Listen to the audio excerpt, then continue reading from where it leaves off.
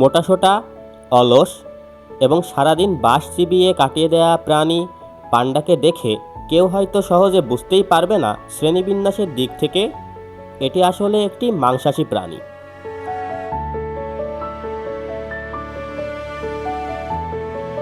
বাঘ, সিংহ এবং অন্যান্য ভালুকের মতো পান্ডার দাঁত, পাকস্থলী এবং অন্ত্র সবই মাংস খাওয়ার উপযোগী। তবু এই প্রাণী বছরের পর বছর প্রায় শুধু বাঁশ খেয়েই বেঁচে থাকে।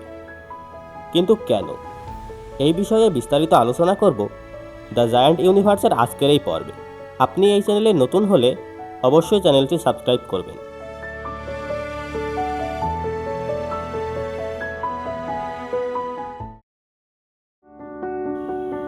গরু বা ভেড়ার মতো তৃণভোজী প্রাণীর পাকস্থলী জটিল ও বহু প্রকোষ্ঠ বিশিষ্ট।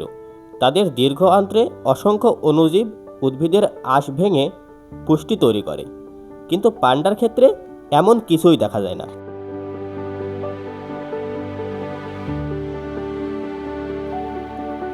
পান্ডার পাকস্থলী ছোট ও সরল, আর অন্ত্র তুলনামূলকভাবে ছোট, যেমনটি সাধারণ মাংসাশী প্রাণীদের হয়।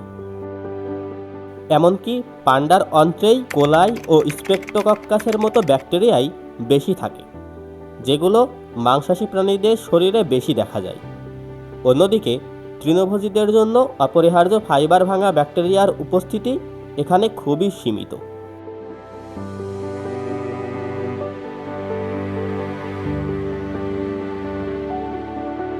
এই কারণেই পান্ডা প্রতিদিন 10 থেকে 30 কিলোগ্রাম পর্যন্ত বাঁশ খেলেও তার অল্প অংশই হজম করতে পারে। বেশিরভাগ পুষ্টি শরীর ব্যবহার করার আগেই বেরিয়ে যায়। এই সীমাবদ্ধতা কাটিয়ে ওঠার জন্য পান্ডা একটি সহজ কৌশল বেছে নিয়েছে, তা হলো বেশি বেশি খেতে হবে। তাই দিনের অধিকাংশ সময়ই সে বাঁশ খাওয়ার পেছনে ব্যয় করে।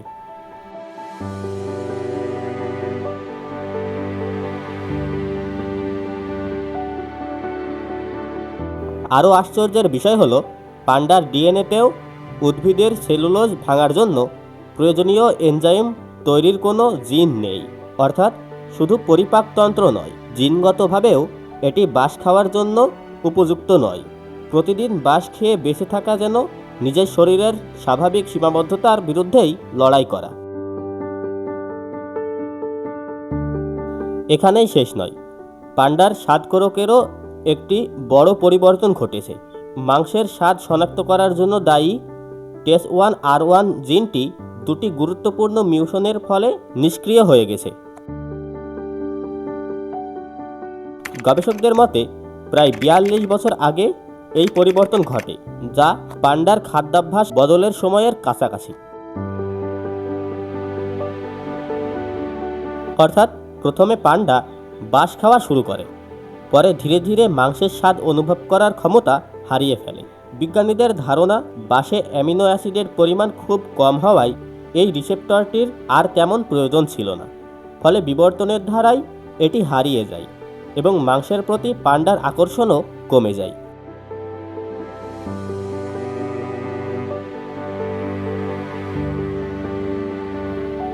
তাহলে প্রশ্ন হলো, পান্ডা যখন মাংসাশী প্রাণী, তখন বাঁশ খেয়ে কেন জীবন কাটায়? লক্ষ লক্ষ বছর আগে পরিবেশের পরিবর্তন ও খাদ্যের প্রতিযোগিতার মধ্যে বাঁশ ছিল সবচেয়ে সহজলভ্য এবং সারা বছর পাওয়া যেত। সেই সুবিধাই পান্ডাকে ধীরে ধীরে বাঁশের ওপর নির্ভরশীল করে তোলে। কিন্তু তার শরীর কখনোই পুরোপুরি তৃণভোজী প্রাণীর মতো হয়ে ওঠেনি। তাই আজও পান্ডা এক অদ্ভুত বৈপরীত্যের উদাহরণ।